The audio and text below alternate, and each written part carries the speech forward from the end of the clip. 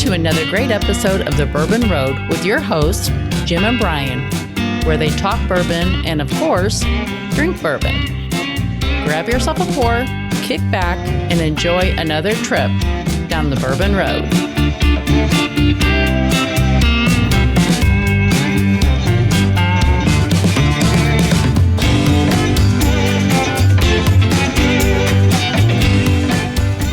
We are excited to have back once again for 2023 our sponsor, Seldom Seen Farms, with their bourbon barrel-aged maple syrup. Kevin Holly and his staff there do a wonderful job.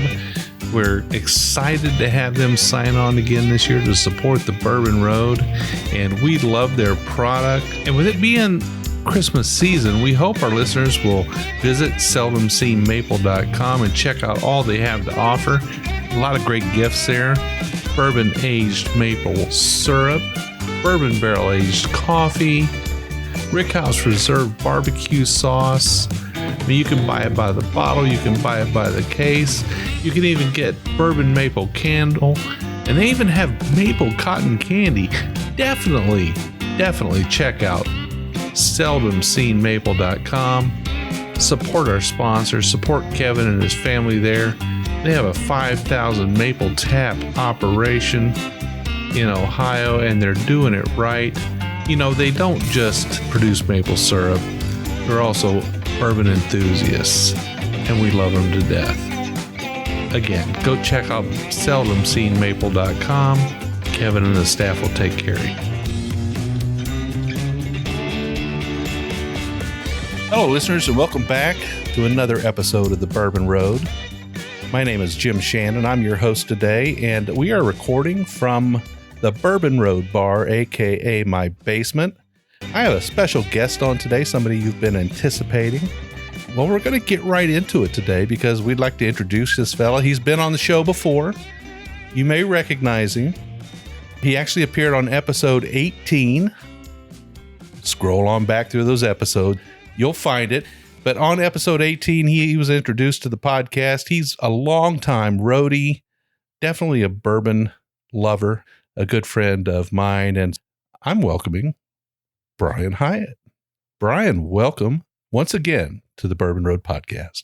Thank you, Jim. I really appreciate it. Super happy to be here, excited, really looking forward to the future and just all the great opportunities that we have here. It's going to be great. It's going to be a lot of fun. Now, as our listeners know, Mike is moving to Texas, and I needed to find another co-host to work with me on the Bourbon Road. And, I looked back through some of the episodes we had before, and I kind of had some ideas on the kind of host I wanted to get.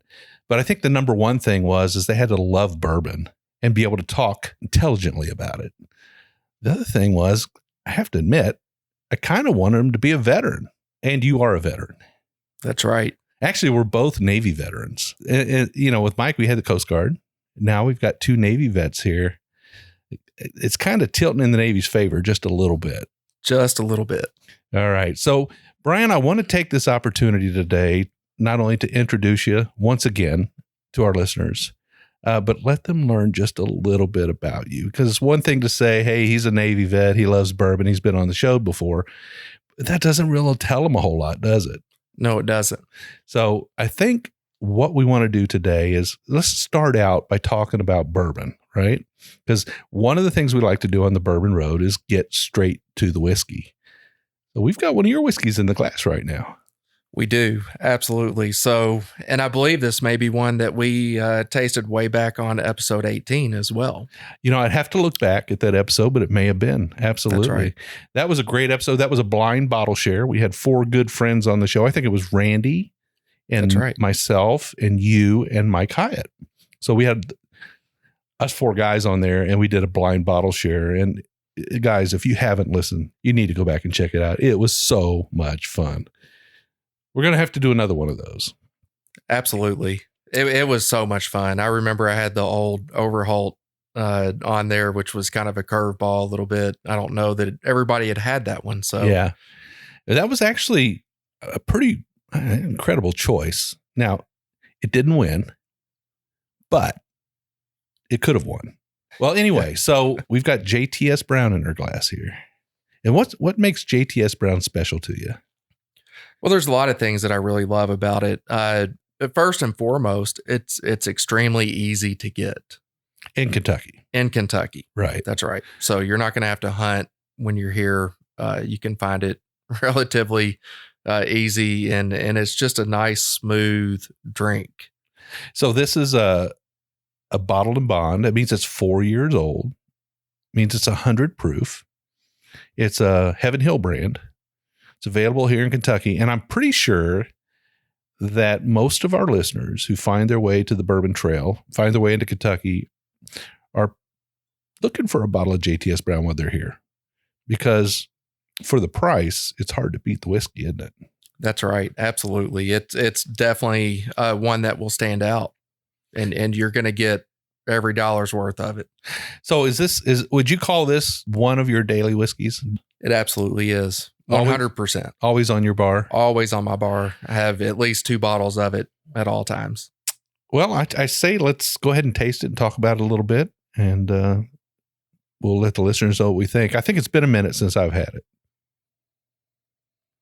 Yeah, it's just a solid bourbon. There's nothing outstanding about it. It doesn't impress you on any front. I think it definitely impresses you on price.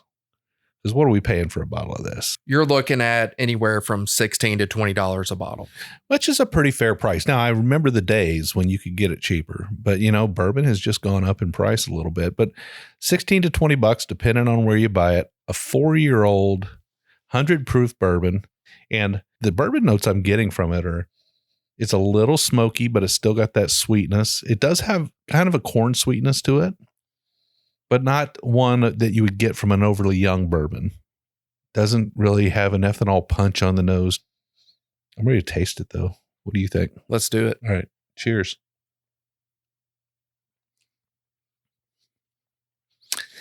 Yeah, it's a full-bodied flavor. Little bit of like dried cherry. Not super sweet. What are your opinions on it? Yeah, so I mean, it's definitely easy. There's not a lot of burn, which makes it nice when you're going to drink it neat. Yeah. So that's something that stands out to me when I'm looking at my daily drinks that I like to have is, sometimes I like it hot. Sometimes I just like something nice and smooth without a lot of burn. And that's what this brings to me. I agree 100% on the cherries, the dried cherries. Now, when you have guests over at your bar and they're not really in tune with bourbon, they don't have a palate for bourbon. What do you think about this one for them? So it's definitely one that I always try to get everyone to taste. And I do have quite a few bottles in my collection. And one of my rules at my bar is you can taste anything you want, but you're also going to have to taste some things that I want you to taste. Well, that's fair enough. And so I have some pretty interesting whiskeys and bourbons that, definitely are not top of the line. And if you want to drink something that's really nice, we're gonna try something that's off the beaten path a little bit. Well, I think that's a good rule, and it makes it interesting when somebody comes to your bar and you're telling them stories, you're offering them pours, you're saying, "Hey, try this," because I think that makes an interesting time. When you go to somebody else's bar, they're taking you on a journey, right? And it's kind of nice just to sit back and enjoy it. Yeah. And the thing too is, when you jump in and you want to share the experience with everybody, if you have a bottle that's a little bit more difficult to get, let's just say a Weller 12 or something that you can't really get as easy. Mm-hmm. Everybody's going to point to that bottle and say, I want that.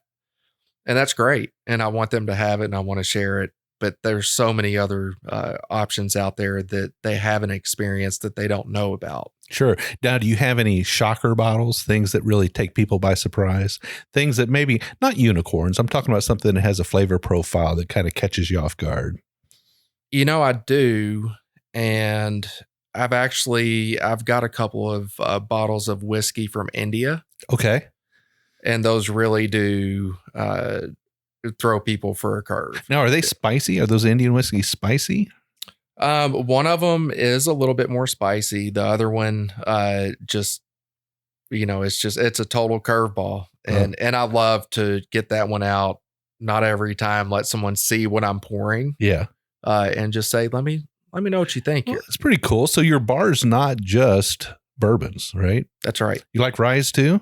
I love ryes. You love ryes. That's Ryes are one of my favorites. They're definitely up there. Angel's Envy Rye was actually one of the first ones that I fell in love with. Now, we've got a couple more bourbons today we're going to drink during the show. And these are all bourbons that you chose to bring on the show today to try and introduce our listeners to you as the new co-host of the Bourbon Road. And just to let them get an idea of who you are and what you like to drink. And we'll work our way through those over the course of the show. But I'm really wondering a little bit more about your spirit, what you like in spirits altogether. So, we talk a lot on the show about bourbon and American whiskey and ryes. And sometimes we'll get a malt whiskey on or something like that. But let's talk outside of whiskeys. What about clear liquors? Are there any clear liquors that you really like? Are you a tequila guy? So I am definitely a tequila guy. Actually had a pretty fantastic tequila the other day down at the Louisville Thoroughbred Society. They have a fantastic collection there. So that's probably the second stop for me would be to go to tequila. I also really enjoy gins. Depending on what gin it is, I really like that floral taste and the notes that come from that. You can get some pretty unique gins. So those are a lot of fun for me. Not vodka? Vodka, I do like. However, I'm not going to drink it straight. Yeah, me neither. What's the point, right? Right. What about rums? Actually, I really do like rums as well. Ron Zacapa XO. Okay. Definitely my favorite. Not always very affordable, but it is a very sweet, complex rum. Well, that's pretty awesome. So really you kind of touch all the bases out there when it comes to spirits. Are you drinking any of this new canned stuff at all? Like canned cocktails and things like that? So I have tried some. I'm not really a big fan, to be honest. If I'm going to have a cocktail, I like to either mix it myself or have a really good bartender that's going to make sure that it's the way that I like it. Sure. But the canned, I have had some recently, and I just not really my cup of tea. All right. Well, on the Bourbon Road, we always say your bourbon your way, right? So everybody gets to drink bourbon the way they like it. And I guess we don't really know what your way is yet. We know you like JTS Brown, so that's a nice glimpse into your daily drinker. Let me ask you this question. Ice or no ice? No ice. No ice. Okay. Do you ever add ice to a whiskey? Very, very rarely. Okay. And it really doesn't matter the proof, doesn't matter the heat. I like mine neat. You like it neat, and that's perfectly great. And it's also great, folks, if you like to add a little whiskey to your ice, if it cools it down for you a little bit, especially on a hot summer day. What about mixers, cocktails? No, let's not go to cocktails. Let's talk about highballs for a moment. Mule or like Coke and bourbon? Which one do you prefer? So I grew up on Coke and bourbon. Yeah. Well, I can't say that I grew up on Coke and bourbon. When I was of age to start drinking, Coke and bourbon was definitely the first stop for me. Typically at Keeneland when we go to the horse races. So you're a Lexington boy. I'm a Lexington boy. And Makers and Coke at Keeneland that's what kind of got it all started for me. Yeah. Now you actually attended the University of Kentucky. You graduated from the University of Kentucky. That's correct. What did you do while you were there? Were you into sports a lot? I was in sports a lot. Now I didn't play sports or anything, but once I finished up and started working and everything, I actually went back and worked with several media outlets covering UK athletics, everything from basketball to football, women's basketball, swimming, track, covered a little bit of everything. So this is not your first time on air. That's correct. So being in front of a microphone with a headset on and bantering back and forth with a co-host is something that you've done in the past. Done it a few times. Yeah, just a few times. Well, that's great. We don't do a lot of sports here, but I guess you could call drinking bourbon a sport. Maybe. I don't know. It definitely can be that. All right. Well, Brian, I'm enjoying the JTS brand. I'll just say one more time, a good choice, a very good choice as a daily drinker. Certainly something that you can have in the house, go through a bottle every now and then and not worry so much that you're breaking the bank, right? That's right. It's good, solid, and you can make any cocktail you want out of it. It'll shine through, I think. That's right. And I haven't had a single person say, don't pour that for me ever again. Yeah, I mean, if it was in a decanter, if it was in a glass decanter, no bottle label, anything, just a clear glass decanter, and you're pouring people bourbons from it, I don't think anybody's going to complain. I don't think so either. And that's another great point is I do love to do blind tastings with people at my bar in my house. And this is one that makes the blind tasting opportunities for my friends that come over. So it's always interesting where it ends up. So when they ask you what it is, you can always just say, well, it's not Pappy. Right? That's right. All right. Well, I think it's time for us to maybe move on to the next pour. And you can tell our listeners a little bit about why this is on your list today. And we'll go from there. So the next one on my list is Four Roses Single Barrel. Okay. Awesome. I had one on the bar here. And you had mentioned to me that Four Roses Single Barrel was kind of on your short list of bourbons you like to have around all the time. And I just finished a bottle, the only bottle I had off the bar. So you had to bring another one. That's right. So anyway. Yeah. So which Four Roses Single Barrel do you have here? Or can you tell us a little bit about the label on this one? Absolutely. This is 100 proof, single barrel. This is not a barrel pick or anything like that. This is out of warehouse CS and barrel number 282D. All right. Well, there's a lot of Four Roses lovers out there, and a lot of them listen to the Bourbon Road podcast, and you can really geek out on Four Roses.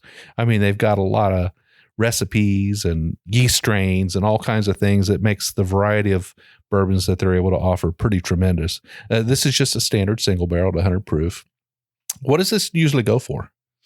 So back when I first started buying this, I really enjoyed the price points because, you know, it was well under $40. Now you're looking more in the 40 to 50 range most of the time. So it's gone up a little bit. But, you know, let's be honest, most bourbons have increased in price just a little bit. They've had some fantastic barrel picks as well for the single barrel. Yeah, I've had a few of those myself. We have had Four Roses on the show before, and we've had our hands on a few pretty good bottles. It just so happens that I ran out. And I'm just going to say, sorry, Four Roses, but I don't have any Four Roses on my bar right now. And that's a shame because normally that's not the case. It just so happened that I've kind of drunk through it. I always enjoy the floral notes and the fruitiness of Four Roses bourbons, and they all differ just a little bit. And the single barrels are widely varied, and they're easy to drink through. That's why you did. So this is something that you, in addition to the JTS Brown, this is something that is always on your bar. You always have one of these around. That's right. All right. Well, let's check it out. Oh, that's very nice. It's definitely a little bit oak forward. I'm getting a light fruity note on it on the nose. Definitely that caramels and vanillas that you always get, but it's got a little bit of a spicy back note on it. And I haven't tasted it yet. That's just my nose. That's definitely what stood out to me was the spice on the back end of that. Let's taste it. Cheers. Cheers.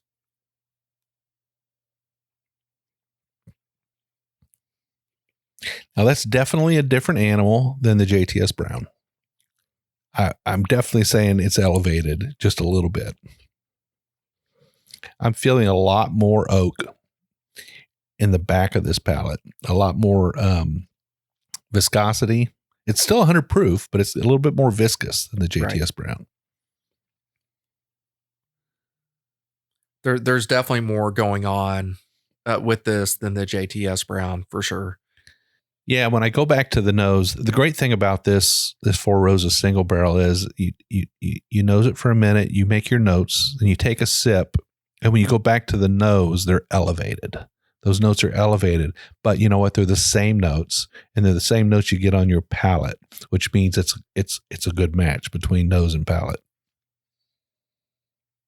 I think it's a fruity, spicy, oaky, just a nice balanced bourbon. It's very aromatic, and it's definitely a step up from the JTS Brown. I like JTS Brown, but this is a step up. It's a step up, and this is a really good bottle. Yeah, this is really good. So, what do you typically do with your Four Roses single barrel? Is that always neat pours? Always neat pours. So you're never mixing that one. That's right. And you share that with your friends and whoever else comes to the house. What about Leslie, your wife? And let's bring her into the mix here.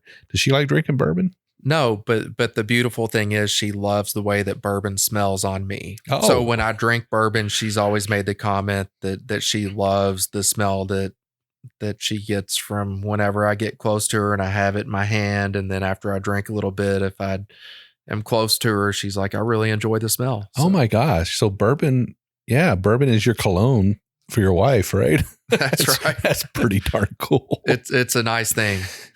Well, Leslie and Melody, my wife, have been friends for a very long time. You and I have been friends for a very long time, certainly predating the Bourbon Road. That's right. We attended church together, and we've had a lot of gatherings and events and fun times, and we do have some history, I should say. So that's right.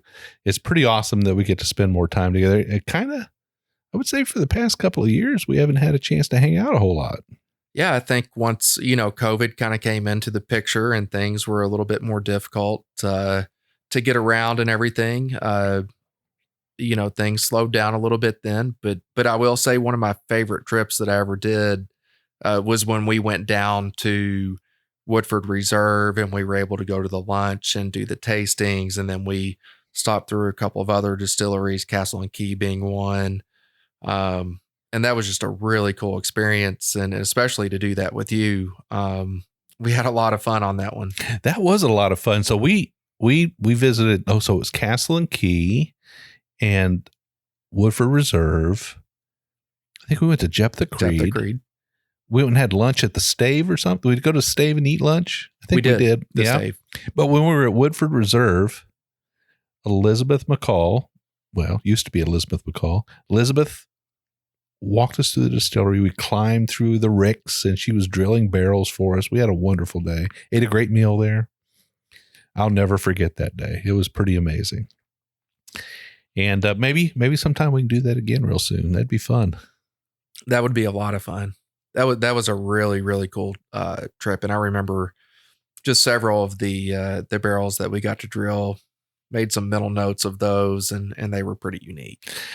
So I mentioned earlier on that not only were you a bourbon lover, but you also have some ties to the industry. So let's talk about that a little bit. You just brought up Castle and Key. You've done some work with Castle and Key, right? Yeah. Done a little bit of work with those guys and have really enjoyed that and the experience there.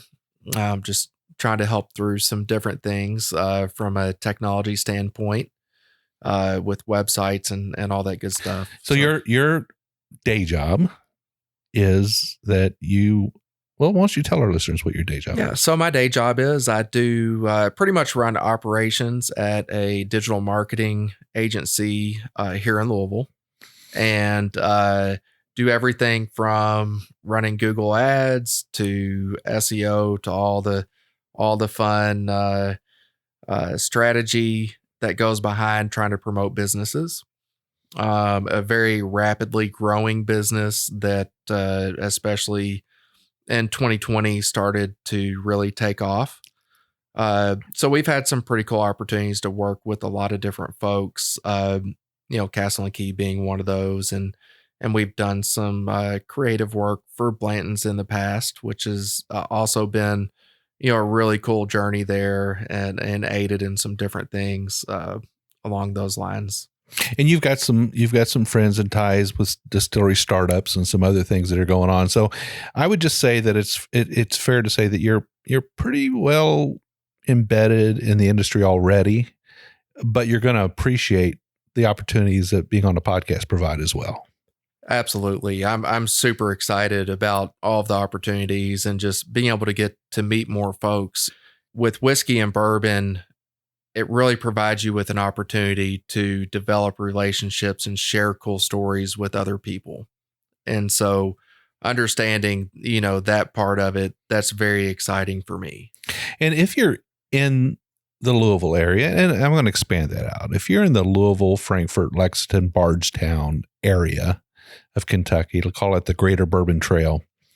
It doesn't matter what your business is. You could be a hotel in downtown, or you could be a newspaper, or you could be a restaurant. It doesn't really matter what your business is. You're going to have ties to bourbon.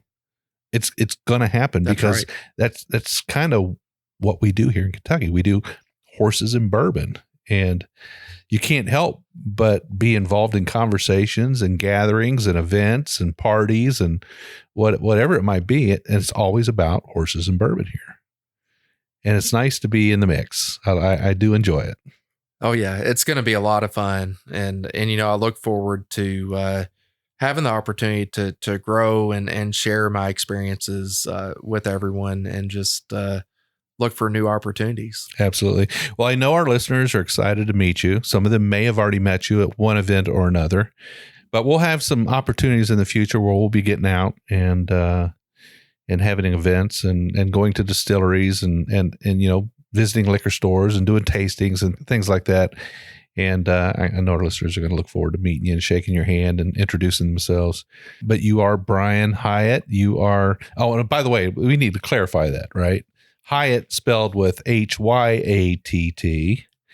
And of course, Mike Hyatt, our departing co-host, who we love dearly and we wish him the best, is Hiatt. So you may have had some kind of mixing of the blood back generations ago, That's but right. you're not the same family.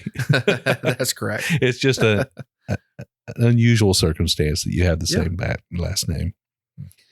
All right, Brian. Well, it's been a great first half. I think we've given our listeners just a sneak peek into who you are, but we're going to talk more in the second half. We got some more whiskeys that you brought.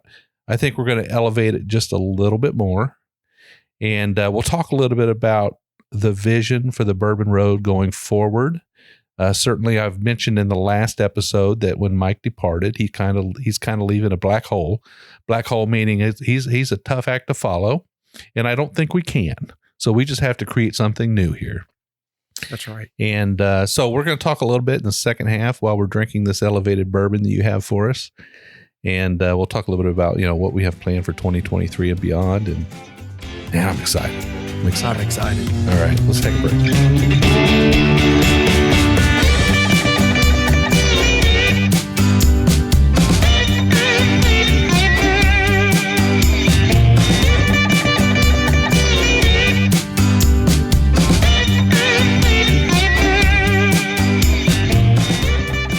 Folks, we definitely encourage you to check out seldomseenmaple.com. That's Seldom Seen Farms. Kevin Holly and his staff there are doing a fantastic job. And like we said at the beginning of the show, they've got a 5,000 maple tap operation.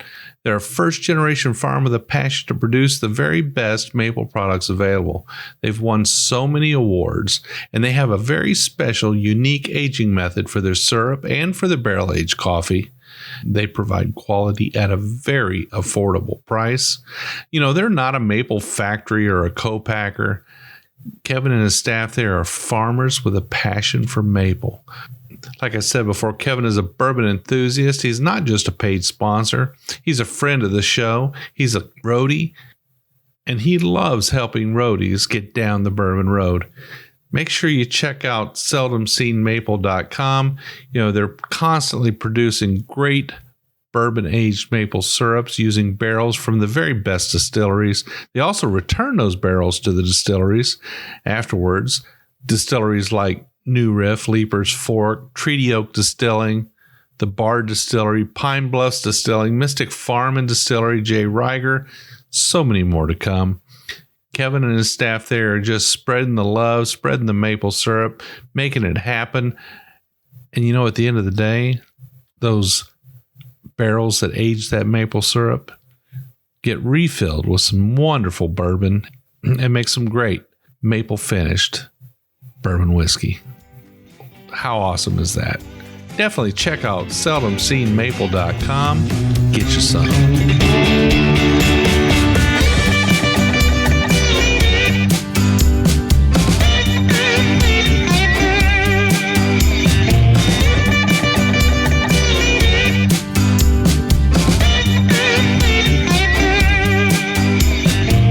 All right, listeners, we are back. My name is Jim Shannon. Of course, I've got Brian Hyatt in the house, our new co-host of the Bourbon Road. Again, I'd just like to say happy trails to Mike, good fortune, and congratulations on that amazing new job that you got in Texas. We all wish you the best, and we hope we get to drink just a few more pours with you. We're going to miss you, old pal. But I have to say, Brian, that as we were sipping on the rest of that Four Roses during the break, I think we both came to the same conclusion. That particular barrel's a little bit special. It was very special to me. Like you said, when you first took a little sip of that and everything with the spice and just the complexity of it, it was a little bit different. And compared to some of the recent bottles that I've had, this one definitely stands out quite a bit. Yeah, and it kind of opened up a little bit and kind of mellowed after we had it in the glass a little bit. So just folks, just keep that in mind. If you pour from the neck of a bottle after you open it and you take that first sip and it's not exactly what you were looking for, give it a few minutes, set it down, go have a glass of water, come back and revisit it a few minutes later, and you might find that it has developed into something altogether different. Whiskeys do change. That's right. Some people love to drop a little drop of water in there, and that can change things quite a bit as well. Absolutely. Absolutely. I've done that a few times. I don't usually have an eyedropper around, but you can use like a little cap or something, or a spoon, right? That's right. Just a few drops, right? I don't do it, but I know a lot of folks that do. It does change and release some aromatics in the whiskey, and that's kind of nice. Well, Brian, we talked a little bit in the first half about the two bourbons that are kind of your dailies, but I want to kind of elevate it a little bit, or you wanted to elevate it a little bit in the second half and let listeners know when you're reaching a little bit higher on the shelf, what you're reaching for. And this is at home. Right? Right. Absolutely. When you go to a bar, you're looking at all the bourbons, but at home, this one's kind of up at the top. And so what do we have? So when I'm reaching a little bit higher up on the shelf there, I'm usually going for the Blanton's. Blanton's is a very popular choice, of course. And with it being a single barrel and everything, it's one of those that can really change quite a bit from barrel to barrel.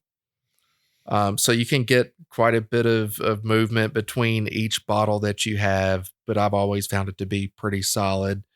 And obviously it's very cool as well. You have the horse with the letters, and you can get the stave and build on quite a bit with the whole experience from Blanton. Well, the Blanton's bottles are definitely unique, and you mentioned in the first half that you've done some work with Blanton's directly, and you've certainly worked with their international team on some marketing things. But so you might be able to get a bottle of Blanton's because you know a few people. I don't know. The rest of us have a hard time. That's right. Every now and then I may have a bottle that's sent to me that I really do greatly appreciate, and have some opportunities to taste some pretty unique and cool Blanton's bottles that are out there. And we're going to have one of those later. Right? That's right. All right. I'm looking forward to it. But what's in our glass right now? This is the standard, right? This is the standard. So this one actually is a bottle that is from the UK, even though it's a traditional Blanton's bottle. This was a bottle that was sent to me from a friend of mine as well, from overseas. This one was dumped on August the 15th, 2018. Barrel number 1191. Of course, Warehouse H. Always Warehouse H. Always. The brick warehouse. That's right. So if you've been to the Buffalo Trace Distillery and if you've taken the tour there, you know that the Blanton's warehouse is the brick warehouse in the center of the facility there. That's where all the magic happens. All the magic, for sure. And so Rick number 10, this one was bottled at 93 proof. And this is a very nice pour. This was bottle number 9 that was poured out of that barrel. Wow, So pretty cool. Well, it's just about empty. there's not a whole lot left in this one. This one has lasted, close to 4 years for me. Wow, that's amazing. Well, when you take the picture, you take that money shot for the show, you're going to have an empty bottle in that shot. I am. That's quite all right. And there's been a lot of good pours out of this bottle and some cool stories. So All true? all true stories. I'm ready to taste this with Jim and see what his thoughts are. All right, Brian. Well, let's check it out. It has been just a minute since I've had a Blanton's pour. And folks, don't feel sorry if you haven't had one recently. Jim's in the same boat. I haven't had a Blanton's pour in probably 6 months or greater. And I've got a bottle up there. It's a mini. Yes, you do. That's all I got. I don't have a full bottle of Blanton's. I will say my wife really likes the minis. Does She she? always says they're very cute. Yeah. Well, she's got to have it. You can take it. You can take it. I'll be okay with that. No. All right. Well, I love the nose on that. Caramel, definitely a little bit of berry note to it. But it's just nice and gentle and well balanced. It's got a little bit of that nutmeggy baking spice kind of flavor to it. I mean, I'm talking about the nose now. It never takes you by surprise. It just pleases. That's right. So I definitely feel like this one is very gentle on the nose, very easy. I do pick up the nutmeg just as you have picked up as well. So totally picking up on that one, but just gentle, very, very easy. Yeah, I would say that the spice cabinet's in there a little bit. I mean, it's definitely a rye bourbon. There's no doubt about it. It's got a nice sort of gentle spice that comes through. Just maybe a light clove, and a little bit of nutmeg, a little bit of cinnamon, maybe not too much cinnamon because it's definitely not by any means spicy. But it does have that fruity berry note to it for me, and just a nice nose. I think we should taste it. Let's do it. I'm Cheers. ready for this one. Yeah.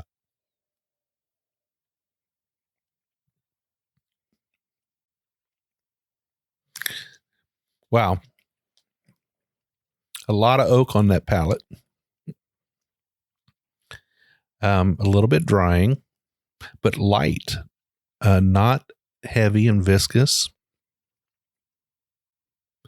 Not getting a lot of the fruit on the palate. Not a lot of fruit on the palate. Definitely, like you said, a little bit more drying. Yeah, I would say that for me, a very, very nice, well-aged oak note to it. Not a lot of new oak, mostly kind of, well-aged oak. Still getting the spice cabinet, a little bit more rye coming through on the palate. It is a little drying on the back end. I'm getting a little bit of that tannic property, but I just think oak is a little bit more overpowering in this. I still think it's an easy drinker. It's we're not going to call it watery, but certainly at 93, we just had a couple of 100 proof bourbons. Now we're drinking a 93 proof bourbon. I guess it's expected that it might be a little bit lighter on our tongue, right? It's definitely a little bit lighter. Yeah. I do pick up a little more spice on the palate than I did the nose for me. Always been a fan of Blanton's. Haven't really been a fan of the fact that I can't get it when I want it. But, we're all in the same boat here. Just because we have a bourbon podcast doesn't mean we're walking in to grab our Blanton's whenever we want it. I haven't had one in a while. You have a little bit better chance of getting one than I do. You know a few people. You know a guy. I know a guy, but that definitely does not mean that I get Blanton's, all that often. Sure. Every now and then I'm gifted something that is special, and I really appreciate those. Yeah, I know. We went to Michter's, and Dan and Andrea down at Michter's, they told us, they said, you guys think we all get all these wonderful bottles because I'm the master distiller and she's the master of maturation, and we run the company down here for Michter's. He said, but honestly, we don't we can't get them either. They're on allocation, and we'd love to have a Michter's 20 or a Michter's 10, but we don't get our own bottles of that. That's right. There's a lot of rules. We get to drink them when you guys come here to record a podcast. So, yeah, I guess knowing a guy doesn't necessarily mean automatic access to a bottle. And right. Actually, I love the idea that the bottles, as many bottles as possible, are getting out there to the masses. And people can find them on the shelves. A few people can find them on the shelves, and they're not getting all, quarantined away by collectors. That's right. I absolutely love that. I love it when normal folks can just walk up. They don't have to have a special connection or anything. They can walk in and get something. A really cool story for me, and Jim, I may have shared this one with you previously, but many years ago, I really wanted a bottle of Pappy. I wasn't going to camp out. I'd tried that several times. We did together. We camped out together. Yeah. And this was actually before we camped out. And so I sent an email to a whole bunch of folks at Pappy, and someone very generous emailed me back and said, "We really want you to have a bottle. Here's where you can go pick it up." And I was very fortunate to get a bottle of Pappy 23 for retail price. Now that somebody would have had to been somebody high up in the Pappy organization, I would imagine. That's right. May have had a Van Winkle last name. Yeah. Well, yeah. Pretty awesome. Yeah. I think you told me that story one time, and that just goes to show you that, there's a heart in there somewhere. I think times have changed though. They probably are not doing that so much anymore. I don't think so. It's changed so much over the last 10, 15 years, just, with how people interact and how many people are really searching for. And I do think that the distilleries really do appreciate the folks that are not buying to flip. Yeah, absolutely. Now you don't have any more of that Pappy 23, right? I do not. Oh, darn. I was going to say, let's go try some. Let's go do that. Not a problem. I've had the 15 and the 20 and the 23. I've also had the Van Winkle, the 10-year, I guess it is. And then the Lot B, which is the 12-year. It's been years since I've had them, but I've had them all. I've had them all as pours in a bar, or I've had them as a guest at somebody's bar. And I feel like I've been exposed, and I got to taste them, and I've been able to make my opinion on them. And they're wonderful, wonderful bourbons. It's just that me personally, I can't pay the price. I agree. In the secondary, I just can't do it. I agree 100%. I believe I heard of a bottle for going for $5,000 the other day, and as much as I love it, it's really hard to make that decision to say I'm going to spend $5,000 on a bottle of bourbon. So. Now I've heard, and you may have been the one that told me this, that it's expected that this year's release of Pappy is larger than normal. That's what I've heard. I've also heard that the 15 year is supposed to be pretty special this year. Oh, good. Well, just maybe our luck may hold out. We do have friends out there. And when I say friends, I don't mean people at Pappy Co. and Pappy and other places like that, but we have friends at liquor stores who we consistently buy from, who may remember us when the big day comes, right? That's right. I don't know. I hope so.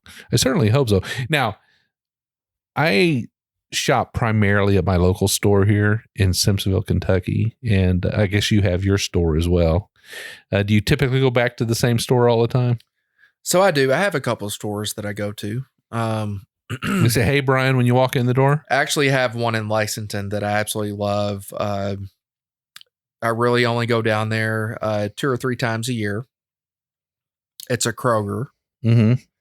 And he always saves me something. Every Thanksgiving and every Christmas, he has something held back for me. And just really cool guy. Developed a great relationship with him. And every time I walk through, he's like, "Hey, I've got something for you." So it could be a E.H. Taylor. It could be a Blanton's. It could be just a Weller Special Reserve or something, that's a little bit more difficult to Sure, get. that's pretty awesome. Now we just went to the liquor store over in Simpsonville here a while ago and walked in the store, and a fellow said, "Hey Jim, how's it going?" And I did introduce you to him. So if you need anything from the Simpsonville store, now he knows who you are. Maybe he'll find something for you. He's usually got some pretty good bottles in there. But, Yeah. You've got your own store. So, well, Brian, one of the things that I kind of wanted to do in 2023 is introduce a little bit more bourbon news in the show. And I talked to you about that. I talked to you about the fact that, I think our listeners are always hungry for what's going on in the bourbon world, and I think we can talk about some of those things. And certainly this idea that, Pappy's has got a larger than normal release this year is something that's interesting. You actually heard that from Tyler Wilson, right? Right. Good friend of mine, Tyler Wilson, very plugged into the industry, intelligent guy that just kind of keeps up with the most recent news and all of the cool happenings that are going on, or, even potential new opportunities that are coming down the pike, with everything. So, yeah, well, absolutely. I think we can go ahead and announce now that, in addition to you coming on as the co-host, Tyler is also joining the Bourbon Road as our new producer, and he'll be producing the Bourbon Road podcast. That's pretty cool. Pretty cool. And he's going to bring a lot of knowledge and everything when it comes to social media for us, and do a great job. So we're really looking forward to, what's going to happen with TikTok. TikTok is a whole different animal, and there's a lot of really cool content on there. And so we're really looking forward to growing some different opportunities here. Yeah, absolutely. I'm excited about the future. I think things are definitely going to be different going forward. It'll be nice to have a little bit of extra help. I know that running a podcast and running all the social media outlets that are tied to a podcast and a website and all the other things that we do, it's a lot of work. And it's a lot of work for two people. I can attest to that. Can be even more work when you start to add new things to what you're doing. Like, for example, we talked about adding more news in 2023 to the show. So we're going to have a new segment on many of the shows where we actually review some of the things going on in the industry. That takes time to research and put together. Another thing we talked about, and that's probably a great time to talk about this, is what's coming new. One of the things we talked about was more barrel picks. The Bourbon Road needs to do more barrel picks. We need to make more bottles available to our listeners. They've been asking us continuously. They loved our last pick, and they've been asking us continually, when are you doing another pick? When's it going to come? Well, I think 2023 will be the year of barrel picks for the Bourbon Road. So we got a lot more going on. You've got some ideas. Definitely have some ideas. I think there's some really cool things, and I agree. The barrel pick that you guys did, it was phenomenal. I loved it. Wilderness Trail was hitting on all, well, they still are hitting on all cylinders. And when we went down there, we got one phenomenal bottle. Actually, we ended up getting more than one barrel. We got 3 barrels out of it, but those bottles are all but gone now, and people are hungry for more. Guess we're going to have to do it. I've held on to my 1 bottle. Yeah. Actually, I think I purchased 3 bottles, but I've got 1 left. I've been holding on to that one. I share that that's one in my bar that I don't always share with everybody. It's got a story though. It has a story, and I keep it, and I only break it out honestly on special occasions because it has such a cool story. And I just wonder how much stuff is going to change with Wilderness Trail Distillery now that there's some news for you, right? There's some news. What's happening at Wilderness Trail? So yeah, Wilderness Trail actually, they're going through an acquisition right now. They are going to be selling off 70% of the company to Campari, an Italian company. And Campari also owns Wild Turkey, right? That's right. Absolutely. So they have been actually very busy with Wild Turkey, doing some expansions and things in recent times, but now they've reached out and they have decided to buy 70%. Actually, going to buy the whole thing, right? They're going to buy the whole thing by 2031. 2031. Okay.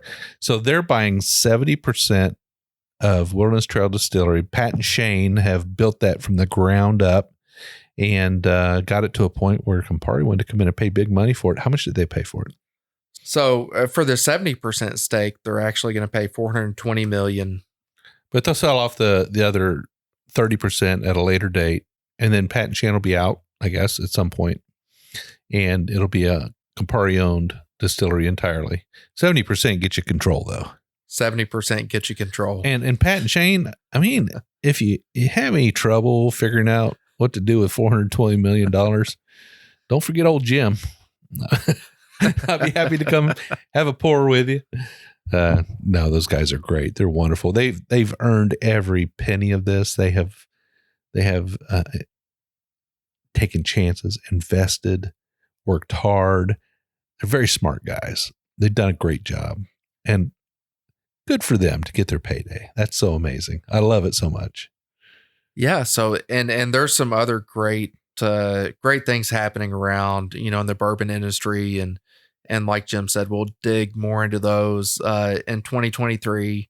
Really excited about sharing all this great information. A couple of other things that have just been released in the last week. Bardstown Bourbon Company is actually going to be bringing a location to Whiskey Row here in Louisville. And they're going to have some pretty cool offerings there. Bar and storefront. They're going to have some opportunities for classroom learning when it comes to bourbon so that you can just increase your knowledge when it comes to this. So I heard they were going to have an educational aspect to their new facility down there. I have reached out to Danny to try and get them on the show here pretty soon so we can get the full story on this new facility downtown. But I'm pretty excited about it. I love to see the downtown whiskey experience in Louisville get more and more inclusive, more distilleries down there. Now, it does seem a little weird that you got Bardstown Bourbon Company in downtown Louisville, but you know what? It's important because that's where people go when they fly in to experience the bourbon trails. They fly into Louisville. So I'm excited for that. We'll have them on the show hopefully here in the near future, and we can talk about it. A lot of great stuff going on, a lot of industry news. I hope that we can dig in a little bit on some craft distilleries too, some new upstarts. During the month of December, well, certainly during the second half of November and the month of December, we'll be taking a break from our Monday episodes to try and get a handle on things now that Mike is no longer with us. And we'll start those up again as soon as time permits. But for the moment, we're not going to be releasing any Monday night episodes. So folks, don't be sad. Don't be upset with us. We're doing the best we can. We're holding the show together here. We will make sure, without a doubt, that there'll be an episode out every single Wednesday, full length, just like always. 1 hour in length. We'll get you both ways to work, and it'll be a great time. Well, Brian, I've been waiting the whole show for this bourbon here. You told me what it was. We kind of hinted to the listeners that we're going to have a special Blanton's on. But what do we have in our glass for this last few minutes of this Bourbon Road episode? So, Jim, this is a really special bottle. This is a bottle that was sent to me from overseas. This is the 2020 special release of Blanton's. Just a fantastic, very cool drinking experience. I see a gold shiny horse on top. I see a 700 ml bottle instead of a 750 ml bottle. And green neck wrapping and green label. Not everybody can get their hands on this one. And this is one of those bottles that you get on your bar or you share with a friend or you share with our listeners that they may not otherwise be able to get their hands on. Absolutely. And it has a really cool box as well. The box follows kind of the same pattern where it's green and it has the gold, and just a really unique pick for this 2020 release. So a little bit about this bottle. It was dumped on October 19th, 2020. Barrel number 371. Again, warehouse H, just like all of the other Blantons, and Rick number 32.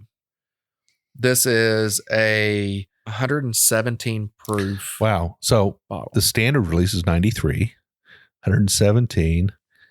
Whoa. So you're starting to get up there closer to the straight from the barrel releases that come out that are international bourbons as well. So a little bit more heat coming in, a little bit more proof, but you're not going to pick up as much as the heat as you do from some of the straight from the barrels that are released. Got it. And what are the proofs on some of those usually?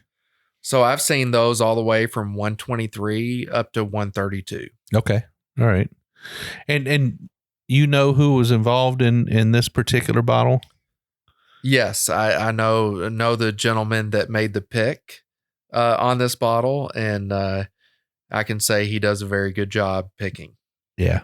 Well, I know this individual as well, and we won't talk about his name on air because we haven't gotten his permission, but certainly Brian, he's a good friend of yours, and wonderful that you were able to get your hands on this bottle, share it with me, and share it with our listeners. Let's check it out. Oh, now see, when you nose on this one, you got to be careful because this isn't the 93. It's got a little bit more ethanol there, doesn't it? It absolutely does. And this is a little bit more richer on the nose. It's got a little bit more of that deep caramel and baking spice note to it.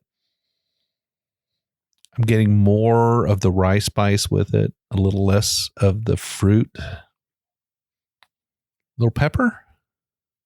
There's definitely more pepper, more spice. The heat is elevated quite a bit from the other Blantons that we had. All right, well, let's taste it. Cheers.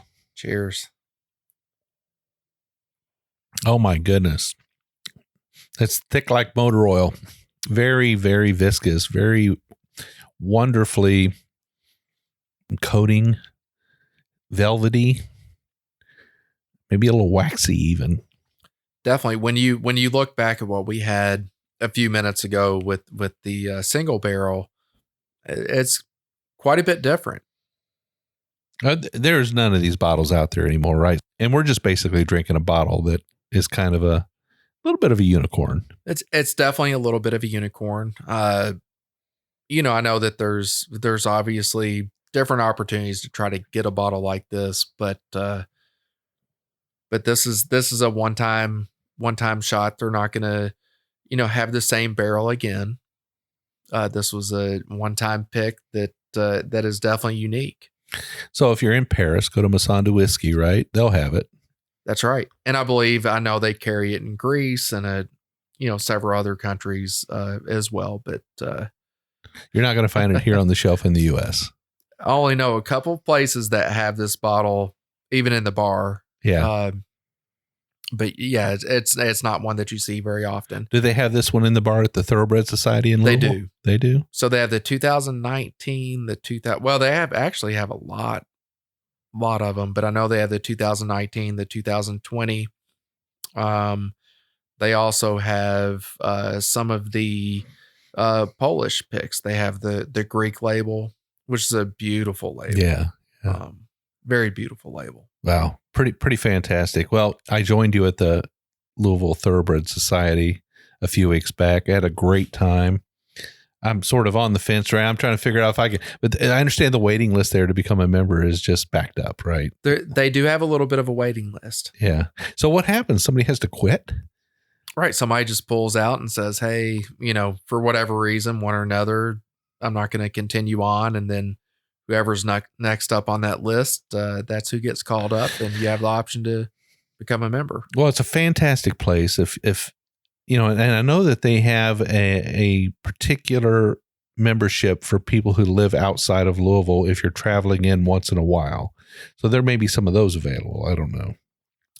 I'm not sure if those are available or not, but we can definitely find out and share that information. Well, we'll do another show at the Thoroughbred Society. I mean, you work right next door to it. You're a frequent traveler at the Louisville Thoroughbred Society. Very frequent. So I'm hoping that we'll get in there and we'll do a show there and talk to the important people inside and see if we can't sort of give a picture to our listeners of that's right. what's going on there. Pretty fun. It's a beautiful, beautiful setting, and they have a phenomenal old dusty collection. I've had bourbons all the way from late 1800s. 1915 was the most recent that I had. Wow. I remember the night we were there, we had that Golden Wedding. Yeah, we had Golden Wedding. We had a 60s Four Roses. We had great big Bourbon bottle. Supreme. Big bottle. We had a Bourbon Supreme. Oh my goodness. Yeah, it was a nice dusty night. We had a good time there. Great place. Well, Brian, I think we've done a fairly good job of introducing you to the listeners, letting them know who you are, where you come from, what bourbon means to you, what you like to drink, what some of your philosophies are in bourbon. I think they probably sensed you're excited about the future and recording episodes with the Bourbon Road. So, listeners, I hope it's been a good episode for you. I hope Brian and you get a chance to meet at some point. Again, he's in the Roadies, so say hey to him, welcome him as a co-host. I'm sure he'll pop into the Roadies here and say hey to everybody. But I think we had 4 really good bourbons tonight. We got to take a glimpse into you and who you are and have kind of a nice episode. We're going to get busy next week, right? We're going to start having some guests on the show. We're going to start traveling around a little bit. We'll start arranging those barrel picks that we talked about. But in the meantime, Brian, thank you so much for stepping into the Bourbon Road Bar this morning. Thank you so much also for stepping up as our new co-host.